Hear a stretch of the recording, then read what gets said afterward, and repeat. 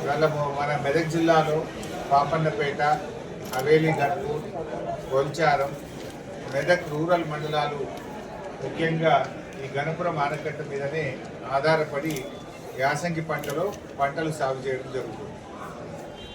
అయితే సింగూరు ప్రాజెక్టు మరమ్మతు చేయాలనేటువంటి పేరిట ఇవాళ సింగూరు ప్రాజెక్టు మొత్తం కూడా ప్రభుత్వం ఖాళీ చేసింది. ప్రభుత్వం సకాలంలో చర్యలు తీసుకోకపోవడం వల్ల సింగూరు మరమ్మతు పోయిన వేసవి కాలంలో చేసి ఉంటే ఇవాళ యాసంగి పంటలో రైతులకు ఇబ్బంది ఉండేది కాదు.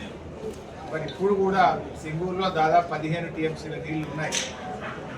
యాసంగి పంటను కాపాడుతూ కూడా సింగూరు ప్రాజెక్టును మరమ్మతు చేయడానికి అవకాశం ఉంది. కానీ ప్రభుత్వానికి చిత్తశుద్ధి లేదు. ఇవాళ రైతుల్ని చాలా కన్ఫ్యూజన్లో పెడతా ఉన్నారు. ఇవాళ చాలామంది రైతులు కూడా ప్రభుత్వం నుంచి ఏదైనా స్పష్టత ఇస్తారేమో, ఏదైనా ప్రకటన ఇస్తారేమో అని చెప్పి చూస్తూ ఉన్నారు. గత 10 సంవత్సరాల్లో బోరుబండి మాయమైపోయింది. నిజానికి సింగూరు ప్రాజెక్ట్ అనేది మెదక్ నిజామాబాద్ ప్రజల హక్కు అని ఎన్నో ఏళ్ల పోరాటం జరిగింది. గౌరవనీయులు కేసీఆర్ గారు ముఖ్యమంత్రిగా ఉన్నప్పుడు సింగూరు వాటర్ను మెదక్ జిల్లాకు, నిజామాబాద్ జిల్లా సాగునీటి కోసం మొదటి ప్రాధాన్యత ఇచ్చింది బీఆర్ఎస్ ప్రభుత్వం.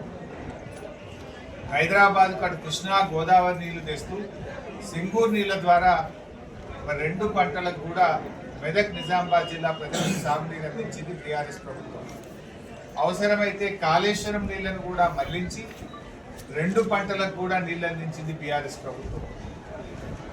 అసలు నేను ఆ రోజు నీటిపారుదల శాఖ మంత్రిగా ఉన్నప్పుడు జీవో ఇచ్చి, యాసంగి పంటకు జీవో ఇచ్చి 3 విడతల్లో ఎన్నెన్ని నీళ్లు ఇస్తామో కూడా పంట సాగు కంటే ముందే జీవో ఇచ్చినాం.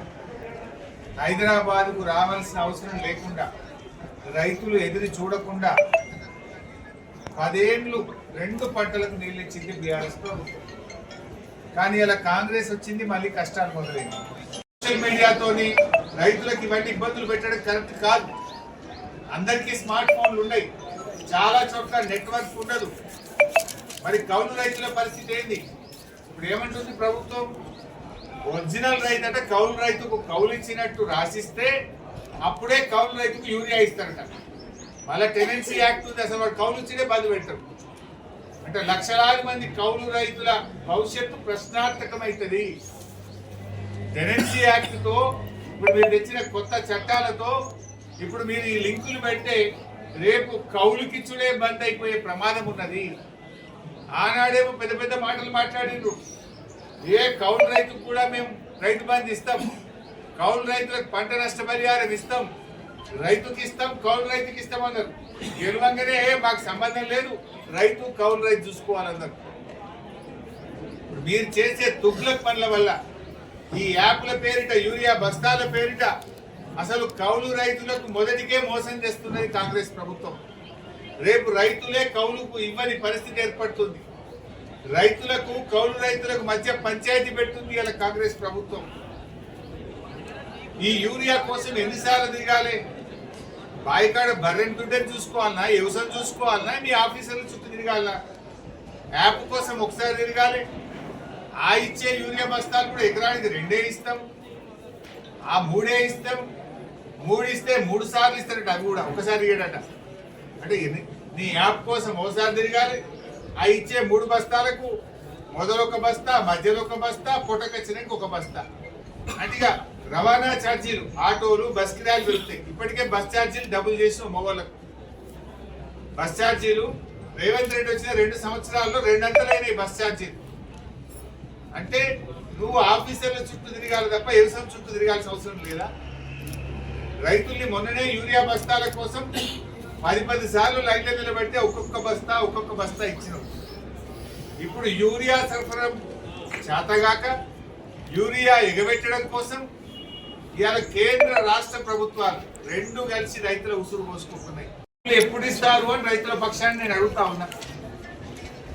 తక్షణమే రైతులకు ఇవ్వాల్సిన 1200 కోట్ల రూపాయల బోనస్ విడుదల చేయాలని డిమాండ్ చేస్తా ఉన్నాం.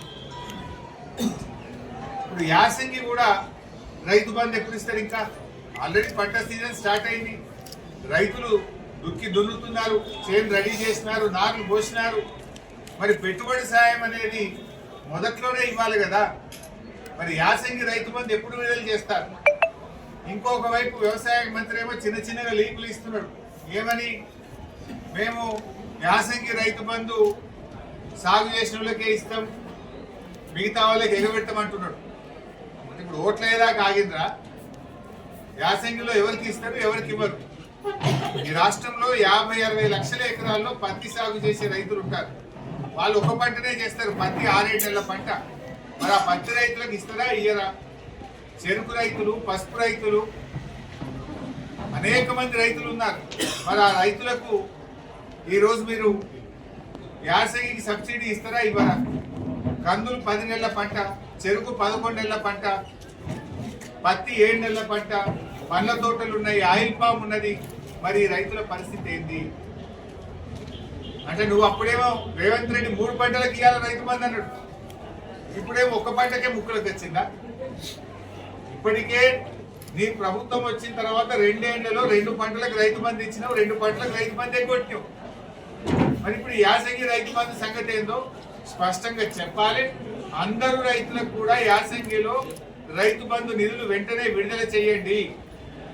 విడుదల చేసి రైతాంగానికి 3 విడతల్లో నీళ్లు ఇచ్చి యాసంగి పంటకు సాగునీరు అందించాలని డిమాండ్ చేస్తున్నాం. ఒకవేళ ఇవ్వలేని పక్షంలో స్పష్టమైన ప్రకటన ఇచ్చి రైతులకు మరి నష్టపరిహారం అందించాలని చెప్పి రైతుల పక్షాన, బీఆర్ఎస్ పార్టీ పక్షాన ఈరోజు మేము డిమాండ్ చేస్తాం. ఈ ప్రభుత్వమే రైతు వ్యతిరేక ప్రభుత్వం. ఈ ప్రభుత్వం వచ్చిన తర్వాత అడుగడుగునా రైతుల కష్టాలు పెడతా ఉన్నారు.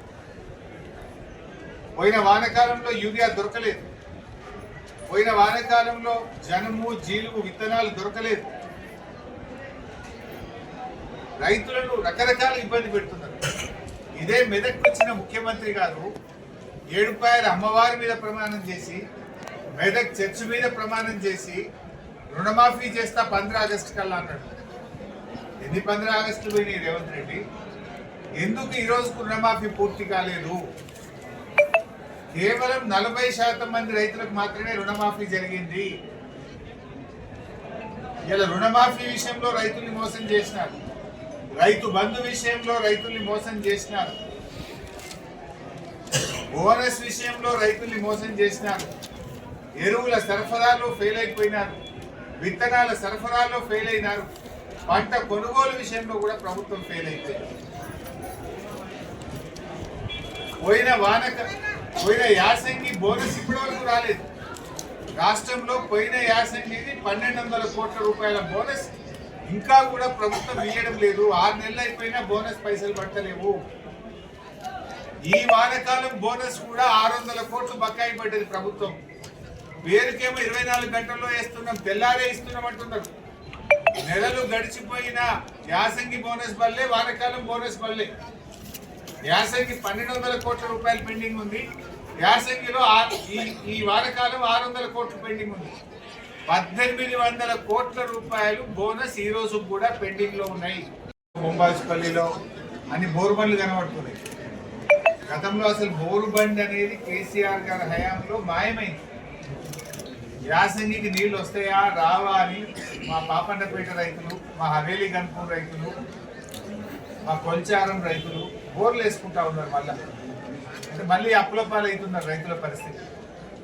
అంటే మార్పు తెస్తాం అంటే మళ్ళీ ఏం మార్పు తెచ్చారు? పాత రోజులు తెచ్చారు. మళ్ళీ బోర్ల చుట్టూ రైతులు మళ్ళీ అప్పులపాలు అయ్యేటువంటి పరిస్థితి తెస్తా ఉన్నారు. 10 ఏళ్లలో ఒక్కనాడు కూడా బోర్ వేయలే రైతులు. కానీ మళ్ళీ కేసీఆర్ పాలన పోయింది, కాంగ్రెస్ పాలన వచ్చిందంటే మళ్ళీ బోరు బండ్లు వచ్చినాయి. మళ్ళీ బోర్లు వేసేటువంటి ఇబ్బందులు, బాధలు ఇవాళ రైతులకు వస్తూ ఉన్నాయి.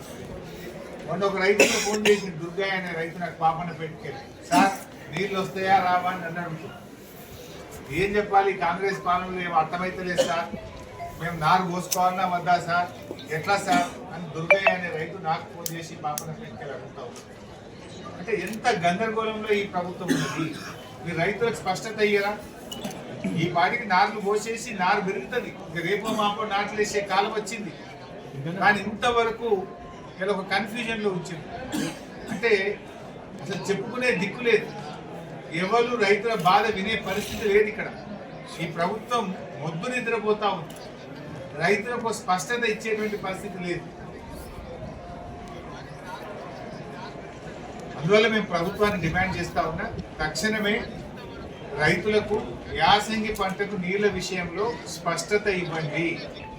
లేదంటే క్రాప్ హాలిడే ప్రకటించి రైతులకు నష్టపరిహారం అని ఇవ్వండి, డబ్బులు ఇవ్వండి. ఇది గవర్నమెంట్ ఫెయిల్యూర్. అయితే నీళ్లు ఇవ్వండి, నీళ్లు ఇవ్వకపోతే నీళ్లు ఇవ్వలేకపోతున్నామని ప్రజలకు రైతులకు స్పష్టత ఇచ్చి ఎకరానికి ఎంత ఇవ్వాలనో రైతులకు డబ్బులైనా ఇచ్చి రైతులను ఆదుకోండి. చాలా మంది రైతులకు అక్షరాస్యత లేదు. చదువుకోని రైతులు ఉంటారు, మహిళా రైతులు ఉంటారు, ఒంటరి రైతులు ఉంటారు, విడో ఫార్మర్స్ ఉంటారు. వాళ్ళ పరిస్థితి ఏంటి? ఫోనే లేనోళ్ళు కూడా ఉంటారు. కొంతమంది ఫోన్ ఉన్నా స్మార్ట్ ఫోన్ ఉండదు రైతులకు. నువ్వు యాప్ల కథ పెట్టి ఏం ఇబ్బంది పెడుతున్నావు? ఇదివరకు కూడా ఈ పత్తికి అట్లే చేశారు, కపాస్ యాప్ అని ఆ బీజేపీ వాళ్ళు తెచ్చారు. బీజేపీ వాళ్ళేమో కపాస్ యాప్ పెట్టి పత్తి రైతులను ముంచిండ్రు. కాంగ్రెస్ వాళ్ళేమో ఇప్పుడు ఎరువుల కోసం యాప్ పెట్టి వీళ్ళు కూడా అందరు రైతుల్ని ముంచే ప్రయత్నం చేస్తూ ఉన్నారు. ఇది దయచేసి ప్రభుత్వం తక్షణమే ఈ యాప్ల నాటకాలు బంద్ చేయాలి. గతంలో మాదిరిగా దుకాణాలలో రైతులకు అవసరమైన యూరియా అందించాలని చెప్పి మేము డిమాండ్ చేస్తా ఉన్నాం. ఎప్పుడైనా కూడా రైతుకు యూరియా అనేది బీఆర్ఎస్ హయాంలో, కేసీఆర్ గారి హయాంలో ఒక ఫోన్ చేసి ఆటో ఆయనకి చెప్తే యూరియా బస్తాలు తెచ్చి బాయికాడ్ వేసిపోయింది, ఇంటికాడ వేసిపోయింది. కానీ కాంగ్రెస్ వచ్చినాక మార్పు అంటే మళ్ళా పాత రోజులు ఇందిరమ్మ పాలన తెస్తామంటే యూరియా బస్తాలకు లైన్లు కట్టే రోజులు తెచ్చింది. వ్యవసాయానికి కావాల్సిందే యూరియా, నీళ్లు, రెండే కదా కావాల్సింది. అంటే నీళ్లు కావాలి, యూరియా కావాలి, కరెంటు కావాలి. కానీ కాంగ్రెస్ గవర్నమెంట్ ఏమంటుందంటే ఇవాళ వ్యవసాయానికి యాప్లు కావాలి, మ్యాప్లు కావాలంటే. వ్యవసాయానికి కావాల్సింది నీళ్లు, యూరియా. కానీ కాంగ్రెస్ ఏమంటుంది? యాప్లు, మ్యాప్లు కావాలంటుంది. ఇది ఎట్లుందంటే ఆడలేకపోవడం మధ్యలో అన్నట్టు యూరియా సరఫరా చేయడం చేతగాక ఈ ప్రభుత్వం దొంగ నాటకాలు ఆడుతూ ఉంది. మళ్ళీ ఇప్పుడు మ్యాప్లు, యాప్ల పేరిట రైతుల ఉసురు పోసుకుంటా ఉన్నారు. ఇది ఒక అనాలోచితమైన చర్య, ఒక తుగ్లక్ చర్య. తక్షణమే దీనిని విరమించుకోవాలని చెప్పి బీఆర్ఎస్ పార్టీ పక్షాన, రైతుల పక్షాన డిమాండ్ చేస్తా ఉన్నాం. బంద్ చేయండి, నేరుగా రైతులకు గతంలో మాదిరిగా యూరియా అందించండి. నంబర్ 1. నంబర్ 2, రుణమాఫీ కాని రైతులందరికీ తక్షణమే రుణమాఫీ డబ్బులు చెల్లించండి. Number 3, bonus. పోయిన యాసంగి 1200, ఇప్పుడు వానకాలం 600, 1800 కోట్ల రూపాయల బోనస్ డబ్బులు వెంటనే చెల్లించండి. నంబర్ 4, యాసంగి పంట రైతు బంధు ఎలాంటి షరతులు లేకుండా, కోతలు లేకుండా అందరూ రైతులకు తక్షణమే రైతు బంధు నిధులు విడుదల చేయాలని చెప్పి రైతుల పక్షాన్ని డిమాండ్ చేస్తున్నాం. నంబర్ 5, మెదక్ జిల్లా గణపురం ఆనకట్టు రైతులకు పంట సాగుకు నీళ్లు విడుదల చేస్తూ స్పష్టమైన ఉత్తర్వులు జారీ చేసి రైతులకు స్పష్టత ఇవ్వాలని రైతుల పక్షాన్ని డిమాండ్ చేస్తున్నాం. Thank you.